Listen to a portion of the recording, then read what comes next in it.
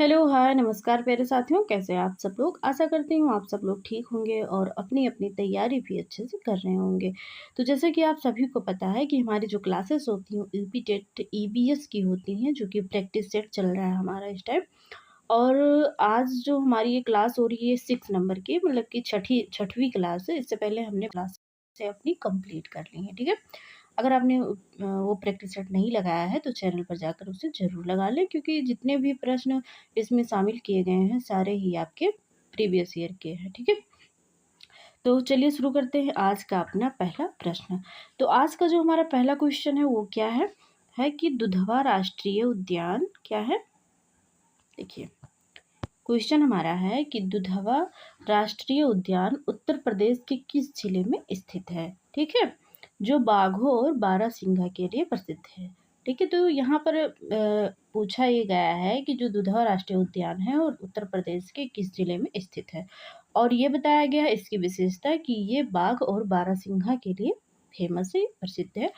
A option है Lakhimpur Kheri, B option है Pilibhit, C option है बहराइच और डी ऑप्शन है सोनभद्र।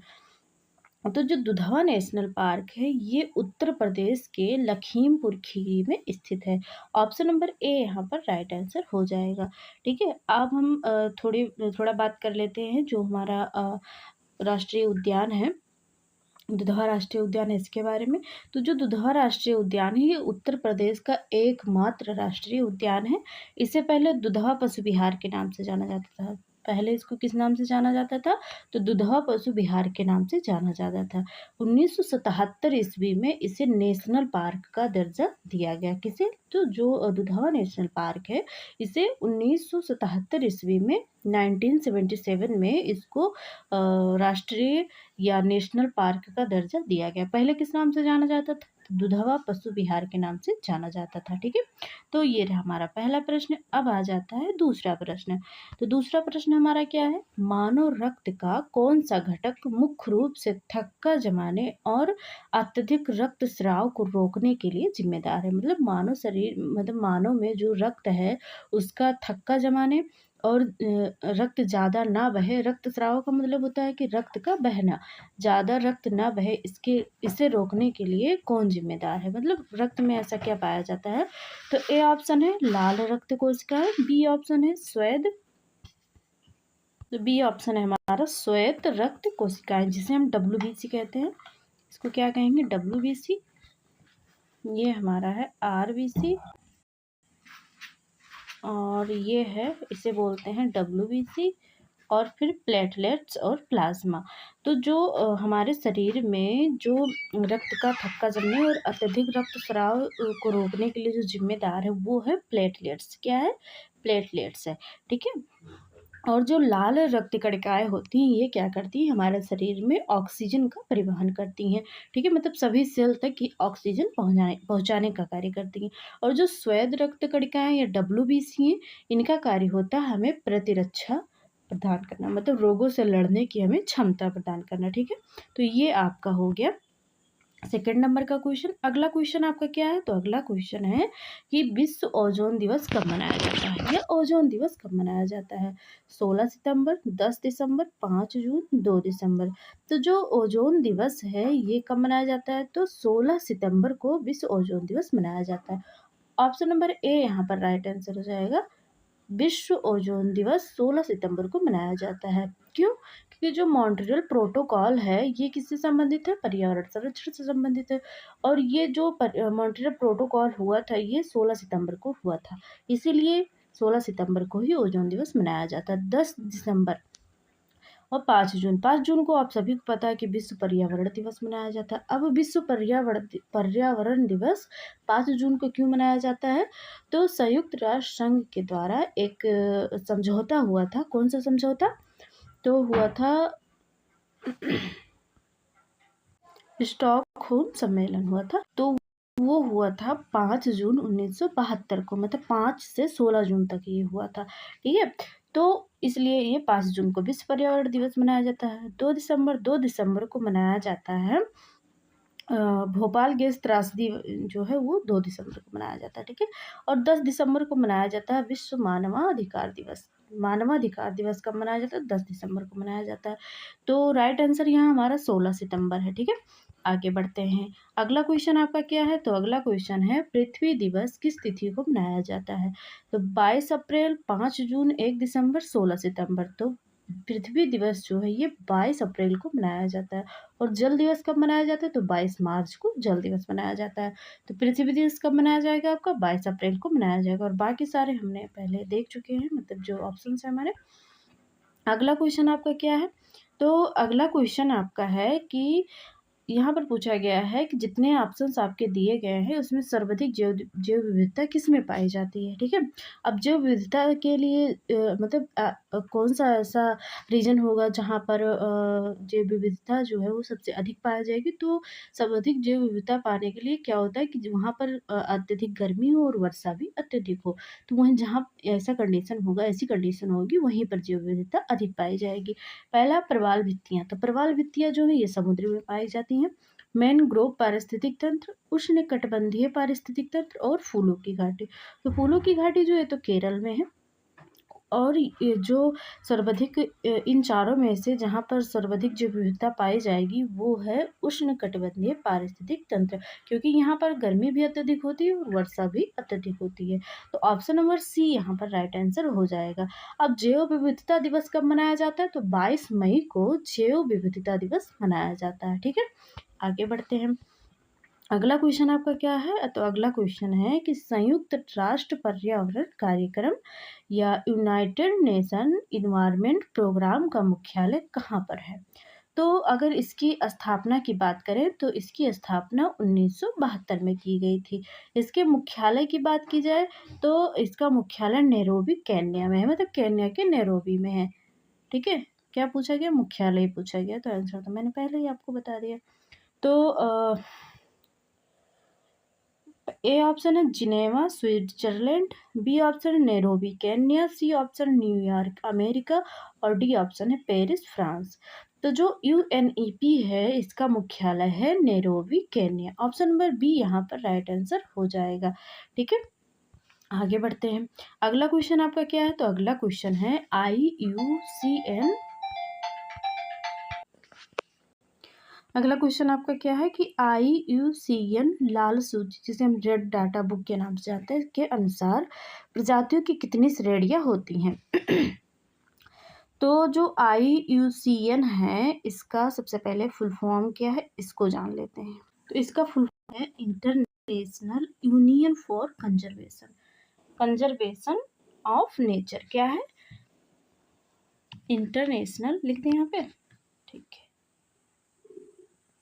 अच्छे से तो नहीं लिख जाएगा क्योंकि फिंगर से लिख रहे हैं।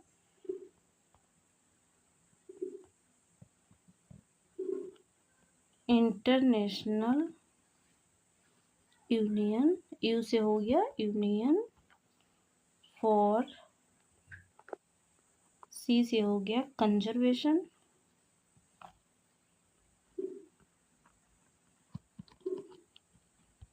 कंजर्वेशन ऑफ नेचर, ठीक है? तो ये क्या हो गया? IUCN का फुल फॉर्म हो गया, ठीक है? तो जो IUCN है ये क्या करता है कि ये कई सारी सूचियाँ, मतलब कई सारे रंग की सूचियाँ जारी करता है, जिसमें हम जैसे जो हमारी प्रजातियाँ हैं पेड़ पौधों की या जीवों की जो लुप्त प्राय हैं या संकटग्रस्त हैं या ऐसी हैं जो खत्म हो चुकी हैं या खतरे से बाहर हैं, इन सब के लिए एक एक बुक जारी करता है। तो यहाँ पर पूछा गया है कि जो ये बुक जारी करता है कितनी श्रेणियाँ, उसमें कितनी प्रजातियों की श्रेणियों की बुक ये जारी करता है? तो यहाँ पर जो राइट आंसर हो जाएगा वो 9 हो जाएगा।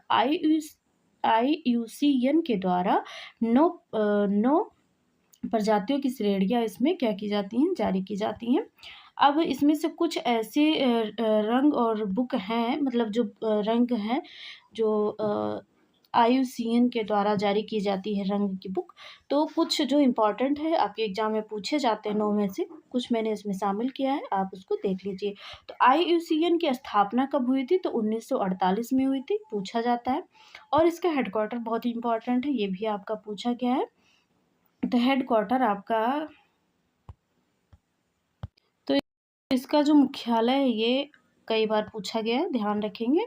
तो कहाँ है? स्विट्जरलैंड के ग्लेड में है। ये कितने प्रकार की बुक जारी करता है? तो 9 रंग की बुक जारी करता है। अब इसमें से कुछ हैं जो आपके एग्ज़ाम्स की दृष्टि से महत्वपूर्ण है, जिसे मैंने लिया है। तो एक तरफ तो बुक है और एक तरफ आपका क्या किया गया है, एक तरफ जो प्रजातियां हैं, जिसमें किस प्रकार की प्रजातियां रखी गई हैं उनका नाम लिखा गया है। ठीक है, सबसे पहले ब्लैक बुक, मतलब ब्लैक रंग की जो बुक है वो जारी करते हैं। तो उसमें किन प्रजातियों को रखा गया है इसको देखते हैं। तो इसमें उन्हें रखा गया है कि जो प्रजातियां खत्म हो चुकी हैं या लुप्त होने की, जिनकी पुष्टि हो गई कि हाँ ये पुष्टि मतलब खत्म हो गई हैं। ठीक है, उन उन प्रजातियों को इसमें रखा जाता है। रेड डाटा बुक कई बार आपके एग्जाम में पूछा गया है। तो रेड डाटा बुक ये पूछा गया है कि रेड डाटा बुक कौन जारी करता है? तो IUCN के द्वारा ये जारी किया जाता है। ठीक है, अब स्थापना भी आपने देख लिया और मुख्यालय भी देख लिया। तो रेड डाटा बुक में किसे रखा जाता है, मतलब किन प्रजातियों को रखा जाता है? तो जो गंभीर रूप से संकट में है, मतलब ऐसी प्रजातियां जो क्या हैं, गंभीर रूप से संकट में हैं, उन्हें रेड डाटा बुक में रखा जाता है। ग्रीन डाटा बुक में उन्हें रखा जाता है जो खतरे के बाहर है, मतलब ऐसी प्रजातियां जो क्या है, खतरे के बाहर हैं, जिन पर कोई खतरा नहीं है, वो सुरक्षित हैं, उन्हें ग्रीन डाटा बुक में रखा जाता है। ठीक है, ग्रीन क्या है? हरा भरा है, मतलब हरियाली का प्रतीक है हरा रंग, तो वो हरा भरा है, तो भाई क्या है कि वो सुरक्षित है। ठीक है, पिंक डाटा बुक, तो पिंक डाटा बुक में उन प्रजातियों को रखा जाता है जो जिन पर मतलब संकट आ सकता है या संकटापन्न प्रजातियां हैं, उन्हें हम पिंक डाटा बुक में रखते हैं। वाइट डाटा बुक, इसमें दुर्लभ प्रजातियां, जो प्रजातियां दुर्लभ हैं उनको किस में रखा जाता है? वाइट डाटा बुक में रखा जाता है। तो ये हमारी 5 जो है डाटा बुक, मतलब रंग की बुक, जो IUCN के द्वारा जारी किया जाता है, जिसमें 9 प्रकार की प्रजातियों की श्रेणी को शामिल किया गया है। तो इसमें से मैंने 5 शामिल किया, मतलब 5 मैंने आपको बताया, और बाकी उतने महत्वपूर्ण नहीं है, ना ही आपके एग्जाम में पूछा गया है। आपके एग्जाम में केवल एक ही पूछा जाता है रेड डाटा बुक के बारे में, लेकिन बाकी और भी पढ़ लीजिए, हो सकता है पूछ लिया जाए, कुछ कहा नहीं जा सकता। ठीक है, अब हम अगले क्वेश्चन की बात कर लेते हैं। तो अगला क्वेश्चन हमारा है कि असम का काजीरंगा राष्ट्रीय उद्यान किस जानवर के सफल संरक्षण के लिए अंतर्राष्ट्रीय स्तर पर प्रसिद्ध है? तो सबसे पहली बात कि काजीरंगा राष्ट्रीय उद्यान कहाँ स्थित है? असम में स्थित है। ठीक है, अब ये जो काजीरंगा राष्ट्रीय उद्यान है ये किस जानवर के लिए प्रसिद्ध है, कैसे और विश्व स्तर पर? ठीक है, ए ऑप्शन है एशियाई शेर। एशियाई शेर जो है ये गुजरात के गिर नेशनल पार्क में पाया जाता है। कहाँ पर? तो गिर नेशनल पार्क में पाया जाता है। एक सींग वाला गैंडा हिम तेंदुआ, हिम तेंदुआ जो है ये हिमालय रीजन में पाया जाता है, जैसे कि हमारा हेमिस राष्ट्रीय उद्यान है जो कि लद्दाख में है, वो इसके लिए हिम तेंदुए के लिए प्रसिद्ध है। बंगाल टाइगर जो कि पश्चिम बंगाल में पाया जाता है। ठीक है, तो यहाँ पर जो राइट आंसर हो जाएगा, जो काजीरंगा राष्ट्रीय उद्यान है वे एक सींग वाले गैंडे के लिए प्रसिद्ध है। तो ऑप्शन नंबर बी हमारा यहाँ पर राइट आंसर हो जाएगा। अब हम अगले क्वेश्चन की बात कर लेते हैं। अगला क्वेश्चन आपका क्या है? अगला क्वेश्चन है कि दक्षिण पूर्वी यूरोप के शीतोष्ण कटिबंधीय घास के मैदान को कहा जाता है? दक्षिण पूर्वी यूरोप, ठीक है, दक्षिण पूर्वी यूरोप के शीतोष्ण कटिबंधीय घास के मैदान को कहा जाता है। क्या कहा जाता है? देखिए, एक बात आप ये मान लीजिए, पहले आंसर बता देते हैं फिर आगे बात करते हैं हम लोग। तो यहाँ पर जो दक्षिण पूर्वी यूरोप का जो शीतोष्ण कटिबंधीय घास का मैदान है वो है स्टेपीज। ऑप्शन नंबर डी यहाँ पर राइट आंसर हो जाएगा। अब आपके एग्जाम में यहाँ से क्वेश्चन बनता है। ठीक है, एक तो मैदान 2 प्रकार के होते हैं, एक होता है उष्णकटिबंधीय घास के मैदान और एक होता है शीतोष्ण कटिबंधीय घास के मैदान। ठीक है, तो इन दोनों के जो घास के मैदान है उन्हें हम इसमें कवर करेंगे। अगर आप स्क्रीनशॉट लेना चाहते हैं तो ले लीजिएगा, अगर लिखना चाहते हो तो लिख भी लीजिएगा वीडियो रोक के, क्योंकि यहाँ से क्वेश्चन आपका बना है, 1 नंबर इससे पक्का है। और बाकी जो मैंने आपको दिवस और जो चीज़ें बताई हैं इससे पहले वो भी महत्वपूर्ण है। ठीक है, और इसे तो आप स्क्रीनशॉट ले ही लें, अगर लिखना चाहें तो लिख लें, महत्वपूर्ण है आपके एग्जाम से एग्जाम की पॉइंट ऑफ व्यू से, ठीक है। तो सबसे पहले हम शीतोष्ण जो कटिबंधीय घास के मैदान हैं उनकी बात कर लेते हैं। तो जो शीतोष्ण कटिबंधीय घास के मैदान हैं वो कौन से हैं? पंपास। पंपास जो घास का मैदान है वो साउथ अमेरिका के अर्जेंटीना में पाया जाता है। ये साउथ अमेरिका के अर्जेंटीना में जो घास का मैदान पाया जाता है उसे हम पंपास बोलते हैं। क्या बोलते हैं? पंपास बोलते हैं। वेल्ड जो घास का मैदान है ये साउथ अफ्रीका में पाया जाता है। कहाँ पाया जाता है? साउथ अफ्रीका में पाया जाता है। स्टेपी जो घास का मैदान है वो यूरेशिया मतलब यूरोप और एशिया की सीमा पर स्थित है। इसे हम इसीलिए इसको क्या कहेंगे? यूरेशिया कहेंगे, क्योंकि यूरोप और एशिया की सीमा पर ये स्थित है। मतलब यूरोप और एशिया जहाँ पर मिलते हैं वहीं पर ये स्थित है, इसीलिए इसको क्या कहा गया? यूरेशिया। मतलब स्टेपी जो घास का मैदान है यूरेशिया में पाया जाता है, ठीक है। डाउन्स जो घास का मैदान है वो ऑस्ट्रेलिया में पाया जाता है। प्रेरी ऐसे याद रखें, जो मेरे प्रिय थे, प्रेरी मीन्स प्रिय, जो प्रिय थे वो कहाँ गए? यूएसए और कनाडा चले गए। जो प्रियजन हमारे थे वो यूएसए और कनाडा चले गए। प्रेरी घास का मैदान कहाँ है? तो यूएसए और कनाडा में, ठीक है। पुष्टाज मतलब हमें हष्ट पुष्ट रहने के लिए क्या करना होगा? हंगरी नहीं रहना चाहिए। क्या नहीं रहना चाहिए? हंगरी नहीं रहना चाहिए, मतलब भूखा नहीं रहना चाहिए। जब हम हंगरी नहीं रहेंगे तो हष्ट पुष्ट रहेंगे। मतलब पुष्टाज जो घास का मैदान है वो हंगरी में है। कैडबरी है वो कहाँ पर मिलती है? न्यूजीलैंड की कैडबरी बहुत अच्छी होती है। कैटबारी है, ठीक है, लेकिन हम याद करने के लिए इसको कैडबरी बोल देंगे। कैडबरी कहाँ की अच्छी है? न्यूजीलैंड की अच्छी है। तो कैडबरी जो घास का मैदान वो कहाँ पर है? न्यूजीलैंड में। ये तो शीतोष्ण कटिबंधीय घास के मैदान होंगे, स्क्रीनशॉट आप ले लीजिए, ठीक है। ले चुके होंगे, आगे बढ़ते हैं। अब हम उष्ण कटिबंधीय घास के मैदान की बात करते हैं। तो जो उष्ण कटिबंधीय घास का मैदान है उसमें से पहला है साउथ अमेरिका में उष्णकटिबंधीय घास का मैदान, जिसे जो वेनेजुएला में पाया जाता है और उसको कहते हैं लानोस। जो वेनेजुएला में जैसे तो उष्णकटिबंधीय घास का मैदान पाया जाता है उसे हम लानोस बोलते हैं। ब्राज़ील में पाए जाने वाले घास के मैदान को कैंपास कहते हैं। अफ्रीका में पाए जाने वाले उष्णकटिबंधीय घास के मैदान को सवाना कहते हैं। और जो अमेजन नदी घाटी वाला क्षेत्र है वहाँ पर जो घास के मैदान पाए जाते हैं उन्हें सेलवास बोलते हैं। तो ये हो गया हमारा उष्ण एवं शीतोष्ण कटिबंधीय घास के मैदान। स्क्रीनशॉट आप ले लीजिए। अब भारत में कुछ घास के मैदान पाए जाते हैं उन्हें हम क्या कहते हैं? तो भारत के में जो कटिबंधीय घास शीतोष्णीय या शीतोष्ण कटिबंधीय घास के मैदान पाए जाते हैं। जम्मू कश्मीर में पाए जाने वाले घास के मैदान को मर्ग या गुलमर्ग बोलते हैं। और जो उत्तराखंड में पाए जाते हैं उन्हें बुग्याल या प्यार बोलते हैं, ठीक है। तो आशा करती हूँ ये चीज़ें आपको समझ में आ गई होंगी। और यहाँ ये आप ज़रूर याद कर लीजिएगा, यहाँ से आपका क्वेश्चन बना हुआ है कई बार, ठीक है। अब हम बात कर लेते हैं अगले क्वेश्चन की। तो उत्तर भारतीय राज्य उत्तर प्रदेश में किस प्रसिद्ध शास्त्रीय नृत्य शैली की उत्पत्ति हुई? ये सीधा अगर पूछता तो ये पूछ लेता है कि उत्तर प्रदेश का शास्त्रीय नृत्य कौन सा है, ठीक है। तो ए ऑप्शन कथकली जो कि केरल का है। कहाँ का शास्त्रीय नृत्य? केरल का। भरतनाट्यम तमिलनाडु का है। कुचिपुड़ी आंध्र प्रदेश का। और कथक जो है ये उत्तर प्रदेश का है। ये कहाँ? केरल का कौन सा है? तो कथकली है। तमिलनाडु का भरतनाट्यम है और आंध्र प्रदेश का है हमारा कुचिपुड़ी।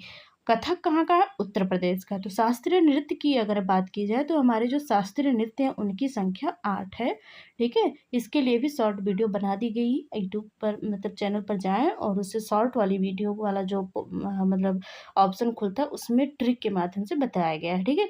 उसे आप लोग देख लीजिएगा। आगे बढ़ते हैं। अगला क्वेश्चन है आपका। अगला क्वेश्चन है कि डार्लिंग और मर्रे नदी कहाँ है? ऐसे याद रखें, मरे डार्लिंग ऑस्ट्रेलिया में।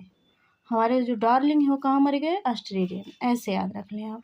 भैया कोई बुरा मत मानिएगा, बस खाली याद करने के लिए, मतलब याद रहे, हमारे दिमाग में बना रहे, इसके लिए मैं बोल रही हूँ। तो मरे डार्लिंग कहाँ? ऑस्ट्रेलिया में मर जाए। तो ऑस्ट्रेलिया की जो सबसे बड़ी नदी है वो कौन सी है? मरे और डार्लिंग है। ऑप्शन नंबर डी यहाँ पर राइट आंसर हो जाएगा। अब हम अगले क्वेश्चन की बात कर लेते हैं। अगला क्वेश्चन हमारा है कि मॉन्ट्रियल प्रोटोकॉल का संबंध किससे है? जो मॉन्ट्रियल प्रोटोकॉल है इसका संबंध किससे है?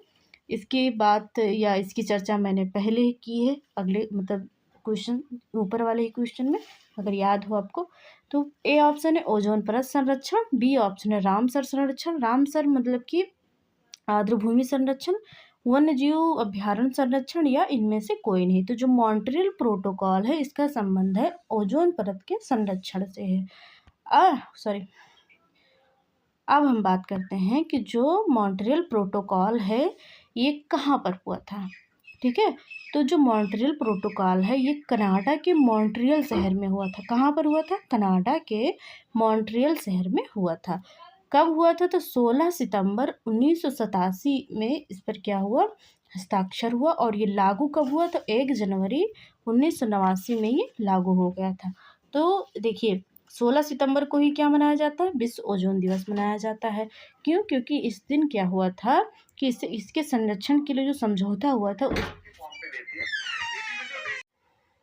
ये वाला प्रश्न हम दोबारा देख लेते हैं। ठीक है, मॉन्ट्रियल प्रोटोकॉल वाला, क्योंकि देखना पड़ेगा वीडियो में, वीडियो कट गई थी। ठीक है, तो ये क्वेश्चन दोबारा देखते हैं। मॉन्ट्रियल प्रोटोकॉल का संबंध किससे है? तो ओजोन परत के संरक्षण से है मॉन्ट्रियल प्रोटोकॉल का संबंध। अब ये जो मॉन्ट्रियल प्रोटोकॉल है ये हुआ कब था? तो ये हुआ था कब या कहाँ? तो कनाडा के मॉन्ट्रियल शहर में हुआ था, और उसी के नाम पर इसका ये जो समझौता हुआ था उसी के नाम पर पड़ गया। मतलब जो शहर का नाम था मॉन्ट्रियल, उसी के नाम पर ये पड़ गया। ठीक है, मॉन्ट्रियल प्रोटोकॉल। अब इस पर हस्ताक्षर कब हुए थे? तो 16 सितंबर 1987 ईस्वी में इस पर हस्ताक्षर हुए। और ये लागू कब हुआ?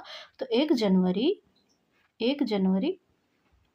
1989 में ये लागू हुआ था। हस्ताक्षर कब हुए? ध्यान रखेंगे, 16 सितंबर 1987 को हस्ताक्षर हुए और 1 जनवरी 1989 में ये लागू हुआ। ठीक है, अब भारत ने इस पर कब हस्ताक्षर किया या भारत ने कब इसे अपनाया? तो 1992 में भारत ने इसे अपनाया था, और इसका संबंध ओजोन परत के संरक्षण से था। ठीक है, अब ये हो गया। अगला क्वेश्चन हमारा जो है वो अगला और आज का लास्ट प्रश्न है हमारा, कौन सा है? कुंभ मेले से है, और यहाँ से भी आपका क्वेश्चन बनता है। तो कुंभ नासिक में मेला, मतलब जो कुंभ मेला है नासिक में लगता है। ठीक है, उत्तर प्रदेश के 4 स्थानों पर लगता है ये। ठीक है, तो ये कहा गया है कि जो नासिक में कुंभ मेला लगता है वो किस नदी के तट पर लगता है। ठीक है, ए है शिप्रा नदी, बी है नर्मदा नदी, सी है गोदावरी नदी, और डी है गंगा नदी। तो सबसे पहले हम कुंभ मेले के बारे में बात कर लेते हैं, उसके बाद में हम आंसर अपना देखेंगे। ठीक है, तो जो कुंभ मेला है ये 12वें वर्ष पर लगता है। कब लगता है? तो प्रत्येक 12वें वर्ष पर कुंभ मेला लगता है। अगर हम अर्ध कुंभ की बात करें तो ये हर 6वें वर्ष में अर्ध कुंभ हमारा लगता है। ठीक है, कुंभ मेले को यूनेस्को की जो अमूर्त सांस्कृतिक विरासत सूची है उसमें कब शामिल किया गया? तो 2017 को उसमें शामिल किया गया। ठीक है, जो कुंभ मेला है ये उत्तर प्रदेश के 4 स्थान पर लगता है। कहाँ कहाँ लगता है? तो एक उत्तर प्रदेश के, सॉरी माफ़ करिएगा, मैंने थोड़ा गलत कर दिया है। ये भारत में 4 स्थान पर लगता है, मुझे ये कहना था। मैंने उत्तर प्रदेश में 4 स्थान कह दिया, तो माफ़ करिएगा। तो ये क्या है, जो कुंभ मेला है भारत में 4 स्थानों पर लगता है। कहाँ कहाँ पर? उत्तर प्रदेश के प्रयागराज में लगता है। कहाँ पर? तो उत्तर प्रदेश के प्रयागराज में लगता है। नदी कौन सी है? किस नदी के किनारे लगता है? तो गंगा यमुना नदी का जो तट है वहाँ पर लगता है। उत्तराखंड के हरिद्वार में लगता है। कहाँ पर? उत्तराखंड के हरिद्वार में लगता है। किस नदी के किनारे? तो गंगा नदी के किनारे लगता है। मध्य प्रदेश के उज्जैन में लगता है। कहाँ पर? मध्य प्रदेश के उज्जैन में लगता है। किस नदी के किनारे? तो शिप्रा नदी के किनारे लगता है। महाराष्ट्र के नासिक में लगता है। कहाँ? महाराष्ट्र के नासिक शहर में लगता है। नदी कौन सी है? मतलब किस नदी के किनारे? तो गोदावरी नदी के किनारे लगता है। तो भारत में कितने स्थानों पर लगता है कुंभ मेला? तो भारत में 4 स्थानों पर लगता है। कहाँ कहाँ? उत्तर प्रदेश के प्रयागराज में। नदी कौन सी? नदी ही पूछी जाती अक्सर आपका, और मतलब कि राज्य दे दिया जाएगा, और राज्य का जो शहर है जहाँ पर लगता है वो आपको बताना होता है। ठीक है, तो उत्तर प्रदेश के प्रयागराज में, गंगा यमुना के तट पर। उत्तराखंड के हरिद्वार में, गंगा नदी के किनारे। मध्य प्रदेश के उज्जैन में शिप्रा नदी के किनारे, और महाराष्ट्र के नासिक में गोदावरी के नदी के किनारे। तो नासिक आपका पूछा गया तो गोदावरी नदी है यहाँ पर आपका राइट आंसर। तो आपका राइट आंसर क्या हो जाएगा? ऑप्शन नंबर सी यहाँ पर राइट आंसर हो जाएगा। तो ये रहा आज का आपका प्रैक्टिस सेट। आशा करती हूँ आपको वीडियो पसंद आई होगी और आपके क्वेश्चंस भी बने होंगे, क्योंकि आपका जो एग्ज़ाम है वो 2, 3 और 4 जुलाई को है। 1 महीना अभी शेष आपका रह गया है, मतलब कि आज तो 23 तारीख है, ये 23 मई, 7 दिन इसमें और उधर जून में जो पूरा जून ले लीजिए, ठीक है? तो बहुत ज़्यादा टाइम नहीं है, जितना प्रैक्टिस कर लेंगे आप लोग उतना ही अच्छा रहेगा।